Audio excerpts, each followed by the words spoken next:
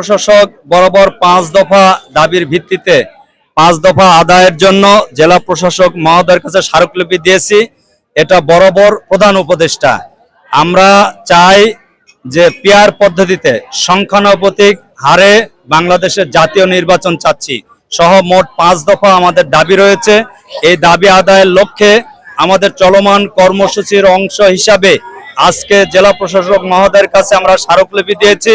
আমরা আশা করছি যে বর্তমান ইন্টারিম সরকার জনগণের যে দাবি আর যেন কোনো ফ্যাসিস্ট না আসে, নির্বাচনে কালো টাকার জন্য কোনো খেলা না হয়, পেশি শক্তির জন্য কোনো ব্যবহার না হয়, এজন্য পিআর পদ্ধতি সংখ্যানুপাতিক হারে নির্বাচনের কোনো বিকল্প নেই।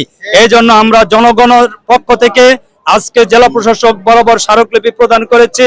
আমরা আশা করছি আগামী যে ফেব্রুয়ারি মাসে নির্বাচন তা ফেব্রুয়ারি মাসেই হবে এবং তা পিআর পদ্ধতিতে অর্থাৎ সংখ্যানুপাতিক হারেই হবে ইনশাআল্লাহ।